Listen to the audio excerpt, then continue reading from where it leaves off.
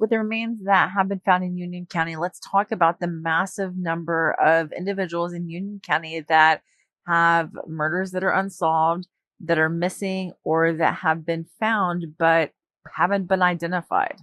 And before I get started, I want to give credit to the Book of Faces group Missing and Identified in Union County, Arkansas. If you're on the book, please go follow their page. They have so much information. They do so much good work trying to get these names of individuals out there. So the first name is an unsolved murder, Hugh Perry Watson Sr. He was 80 years old and was found murdered March of 2000. Hugh Watson Sr. was found deceased outside of his residence with blunt force trauma back in 2000. He was a retired teacher and principal for the El Dorado School District. If you have any information concerning the murder of Mr. Watson, please contact the El Dorado Police Department, the CID division at 870-881-4810, or you can text or call anonymous tips to 870-440-0000. The next one is 42-year-old Vanessa Thompson, who was found murdered January of 2005. Now, I couldn't find any information regarding Vanessa's murder, but I did find that a year and a half before she was murdered in June of 2003, Vanessa was found unconscious at her home. According to an article that I found at that time, Vanessa was found unconscious in her home. Her husband had been on the road working, and some family members or something showed up at the home and she was unconscious. She had been beaten. Now, they said that she got into an altercation the night before and she had bruises but seemed to be okay at that point. But then the next morning, she was unconscious. The husband said that while he was working on the road, he got a call from a woman who said that she beat Vanessa up. Two individuals took Vanessa to the hospital. One of them claimed to be her cousin, but that person took off before police showed up. And oddly enough, hospital personnel believed that Vanessa's body had been washed or cleaned before she was brought to the emergency room. Now, obviously, she had very serious injuries at that point in time. They were thought to be life-threatening, but she didn't die at that point in time. She died a year and a half later when she was murdered. But it leads me to wonder, could the two things possibly be connected? What happened the first time when she was so severely beaten? The next unsolved homicide victim is Walter Dwayne Bradley. He was 51 years old when he was found murdered September of 2007. I was unable to find any information on the murder of Walter Bradley. Next, we have Mary Cross, who was 65 years old, found murdered in May of 2011. Now, Mary Cross's case is officially unsolved, but that may be more of a technicality because actually her daughter was charged in her murder, but the charges were dropped. A man named Telly Denton came forward in 2011 to tell police really a wild story. According to Telly Denton, he was being driven to his parents' house in Hampton, Arkansas on April 22nd, 2011, when his girlfriend, her name was Donna Jett, informed him that her mother's body was in the trunk of the car that they were driving at that time. She pulled over to the side of the road, got out, popped the trunk, and showed him her mother's body, who, like I said, was in the trunk. Now, he said that the mother's body looked stiff, that her lips were blue, and he believed at that time that she was deceased. Donna Jett went on to tell Telly what happened to her mother. She told Telly Denton that her mother slapped her across the face, and that is when the fight started. Telly Denton told police that he helped Donna Jett sink the car that contained her mother's body in the trunk. That car was sunk into Norfoot Lake, where it was recovered about a month later in May of 2011. Telly Denton pled guilty to abuse of a corpse. Now, Donna Jett was actually charged with the murder, but like I said, those charges were dropped. Prosecutors just said that you have to have corroborating evidence, like physical evidence. You can't just have, well, someone else says that this happened. So they really didn't have any other evidence to go along with it besides what Telly Denton said. Donna Jett pled guilty to tampering with physical evidence and was sentenced to 5 years probation. That was basically for sinking her mom's body in the lake. No one denied that that happened. What they couldn't prove happened was what Donna Jett said to her boyfriend, what her boyfriend told police, that during the argument, during that fight, her mother fell, and that fall is what caused her death. Until more evidence comes forward that allows for Donna Jett to be charged in her mother's murder, Mary Cross's homicide will remain unsolved. The next one is the unsolved homicide of Benjamin Taylor, who was 47. Benjamin was found murdered in September 2012. On Friday, October 19th, 2012, Benjamin Taylor's adult son called police to say that he had found his father in his home covered in blood. At that point in time, police were able to determine that Benjamin Taylor was deceased in his residence. They did not release a cause of death. His body was sent to the medical examiner's office for that determination. They didn't even say the type of wounds that Benjamin Taylor had. They did say that Benjamin Taylor's vehicle, his truck, was missing. Now, that truck was a Toyota Tundra that was located by children in some woods 4 days later. If you have any information about the murder of Benjamin Taylor, please contact the El Dorado Police Department. Joshua Calhoun, who was 27 years old, was found murdered August of 2016. Now, Joshua Calhoun was murdered in a home invasion. He suffered a single gunshot wound. He wasn't at his home. He was at the home of a man named Anthony Jackson. Now, both of the men were found shot. The thing is that Joshua Calhoun succumbed to his injuries at the hospital, whereas Anthony Jackson was treated and eventually released. He recovered from his injuries. I don't know how much Anthony Jackson could tell police or if he cooperated at all, but I do know that Joshua Calhoun's murder remains unsolved to this day. There was more than one person that was involved in this murder, at least 2 men that broke into this home, like I said, as part of a home invasion and shot these 2 men. If you have information about the murder of Joshua Calhoun, please contact the El Dorado Police Department. Next is Octavius Kitton. Octavius Kitton was 17 years old when he was found murdered in August of 2019. According to the El Dorado Police Department, the police responded to a shooting on the 1200 block of Detroit Street, August 12th, 2019. Octavius Kitton Jr. was 17 years old when police discovered him in the 1200 block of California Street, which is where they were sent by a man named Justin Alex Mayweather. Now, Justin Alex Mayweather was also shot. He was found shot in a house across the street in that 1200 block of Detroit Street, which is why police went there first. Mayweather told police that the shooting happened on California Street, which is where Octavius was located. According to the El Dorado Police Department, the shooting was allegedly initiated by a social media beef, which is just insane that someone would take a social media issue and end up murdering someone behind it. There is a $2,500 reward for the arrest and prosecution of the person involved in the murder of Octavius Kitton. If you have any information about the murder of Octavius Kitton, please contact the El Dorado Police Department, 870-440-0000, where you can give tips or text them anonymously. The next person is Tavis Williams. He was 24 years old when he was found murdered in December of 2020. I was unable to find any information on this case. But if you have any information on the murder of Tavis Williams, please contact El Dorado Police Department. The next victim on the list is Ashley Bell. She was 27 years old when she was found murdered in November of 2020. On the night of November 20th, 2020, around 8 p.m., Ashley Bell had been dropped off at a store on Hawthorne Street.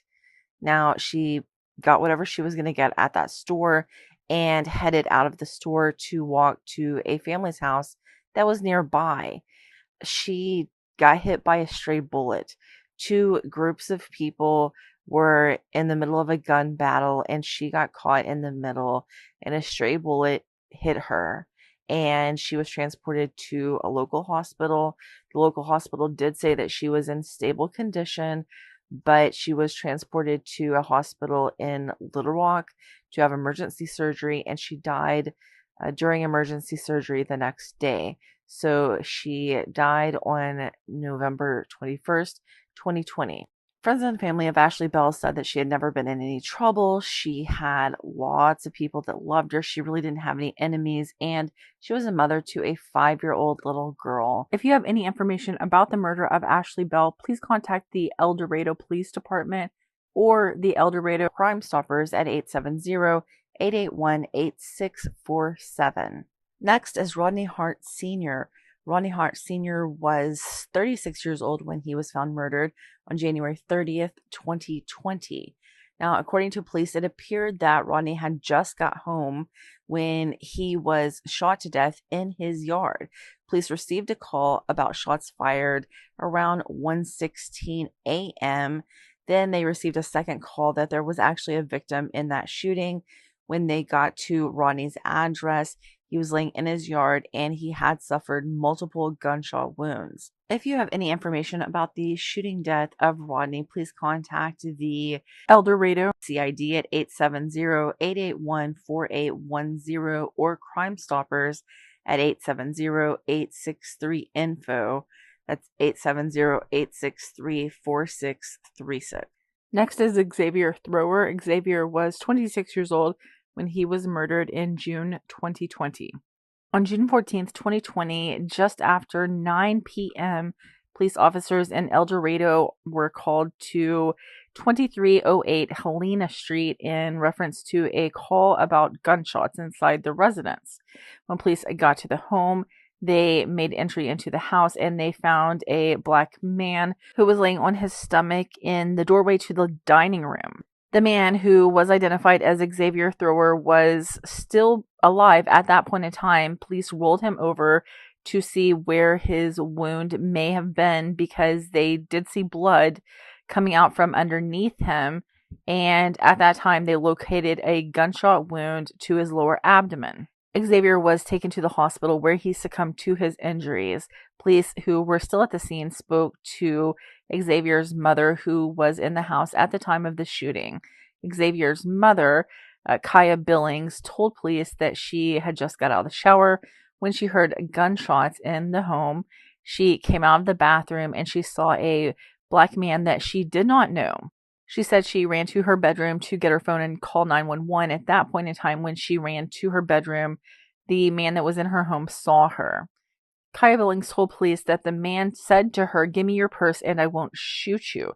She said she fell to the floor. When she fell to the floor, it caused her phone to slide into the hallway. The man heard that she was on the phone with 911, walked up to her phone that was lying on the floor, and fired a shot through the phone. He then got her purse, which she said had about $2,000 in it, and took her purse and left the residence. Now, Ms. Billings told police that when this man was taking her purse, she heard a second voice from someone that said, "Get all this shit." 2 days after the shooting, police talked to a second witness that was in the home. The second witness, who was identified as Deja Murphy, told police that she was in a vehicle sitting outside of the home when she saw a man come up behind the vehicle that she was sitting in and head toward the home. She said when the suspect headed toward the home, they fired a shot toward Xavier, striking Xavier. She said when Xavier got shot, she ran into the home and she lay down on top of Xavier trying to protect him. She said that the person walked in the home and walked right over them. According to Deja Murphy, she said that all the suspect was asking about was money. She was able to run to a neighbor's house in order to request help as the suspect headed further into the home. So, a heads up, I'm going to butcher this name. There's nothing I can do about it. But police were able to identify Nchikwa Quiyama as a suspect in this incident, and On January 29th, 2021, both Deja Murphy and Kaya Billings were called to the El Dorado Police Department, where they were presented with a photo lineup. In that photo lineup that they were presented separately, they both picked out Mr. Koyama as the shooter, the person that killed Xavier Thrower. For that reason, Nshikik Koyama was arrested and charged with capital murder, aggravated robbery, aggravated residential burglary, terroristic act, aggravated assault, theft of property, felony with a firearm enhancement, and engaging in violent criminal group activity, which is an enhancement. The charges against Mr. Koyama were eventually dismissed. The prosecution requested that the charges be dismissed, citing DNA evidence because there was blood in the home, but it didn't match Mr. Koyama. My question is, where did you think it would match him? What? Huh? I can't even make sense of this, and honestly, it makes me so mad. And the point of this entire video wasn't to discuss the Xavier Thrower case or Mr. Koyama or the prosecution problems that clearly exist in Union County. But this one hit me all wrong because the man shot him. Not a single person in that home said that they had any sort of physical altercation with Mr. Koyama. Like, I more seriously want to ask why that they thought there would be Mr. Koyama's blood in the home because of this incident, right? But also, they also cited the fact that Miss Billings said that she heard the voice of a second person. I don't know anything about that, but it is what it is. The charges were dropped. Mr. Koyama was arrested even after this for possessing a machine gun. Those charges are still pending, but he was arrested again for possessing a machine gun and simultaneous possession of guns and firearms. Anyway, those charges have also been dismissed, the second case from 2024, in lieu of federal charges that have been filed. So maybe he ends up in prison anyway. If you have any information about the murder of Xavier Thrower, please contact the El Dorado Police Department. Maybe they can do something about it.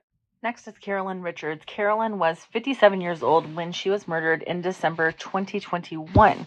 According to police, Carolyn's family went to her apartment on December 8th, 2021 to check on her, like essentially a welfare check, because they hadn't been able to get a hold of her. I don't know who went in her apartment or how that went, but police were called to her home at 7:53 a.m. on the 8th in reference to a possible homicide. According to police, Carolyn was found laying dead inside of her apartment at the Haygood Mill Garden Apartments.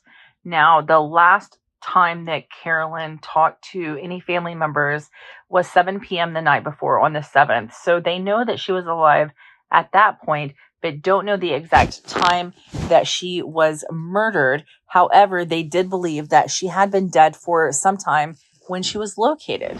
3 days after Carolyn Richards' death, her daughter started receiving threatening messages on the Book of Faces messaging app. According to Carolyn's daughter, she was getting messages every month from this unknown account. They were messaging her on her birthday and on her mother's birthday, messaging to say F her mom, F her birthday, just all kinds of really vile things to be saying about not only a murdered person, but their family member. The daughter also said in that same interview that she heard that Carolyn Richards died as a result of being beaten in the head by a hammer. This December will be 3 years since Carolyn's death. There haven't been any updates on where the investigation stands or any updates regarding the messages that were sent to Carolyn's daughter. I just looked as I was researching for this part of the video, And I don't see any updates after like March of 2022. That was the last update that I could find.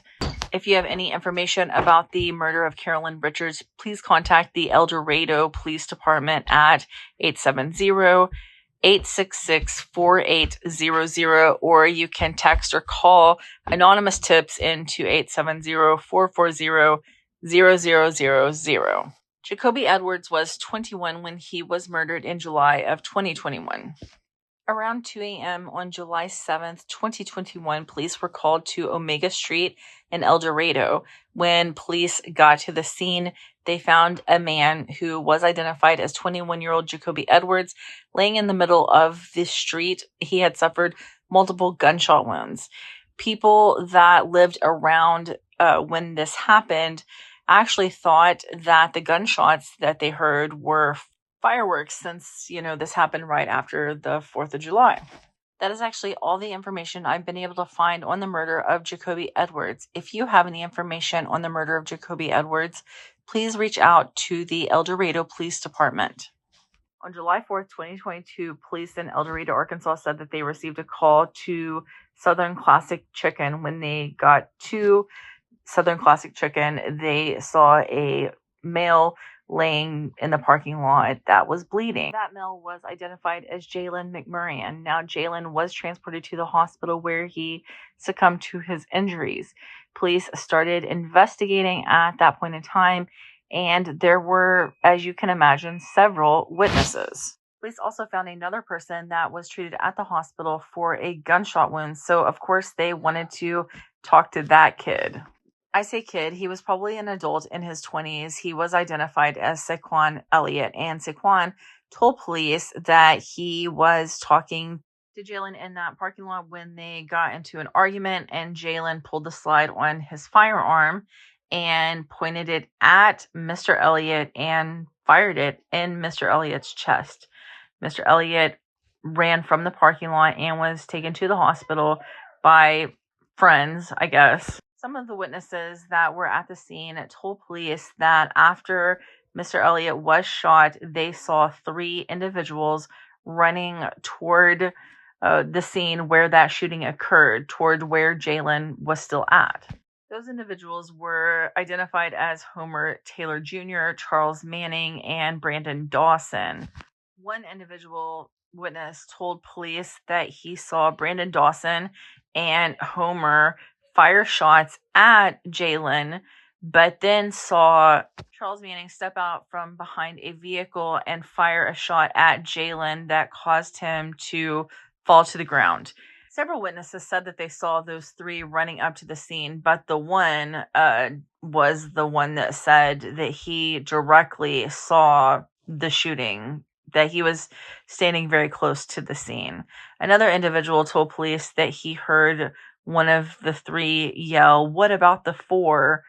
Now, I don't know what that means, but according to the police affidavit, the 4 is a local GANG in the El Dorado area. Now, you might wonder why, if there were other witnesses, and why, if there were 3 individuals that were identified as being at the scene carrying firearms and shooting at Jaylen McMurray, why is this an unsolved case? And I would love to tell you. I just can't. I can't tell you because I don't see anything about why. I can say that Brandon Dawson had been charged in a murder of a child back in 2015, where he received something like 7-ish years in prison. He served 5 and was released. And then this happened. He's in prison, or was in prison, even after this, for, I don't know, I don't want to say piddly crime, but not for murder, because the murder charges, he was charged with murder in the murder of Jaylen McMurray, but the charges were dropped and he got another short sentence. And I'm honestly wondering at this point in time, after doing these cases, is it possible for a person to go to prison in Union County for murder? Because if it is, I'm not seeing it. Prosecutors, court people, judges, what are we doing here? What are we doing when all the charges are getting dropped? I just truly do not understand. If you have any information about the murder of Jaylen Murray, please contact the El Dorado Police Department.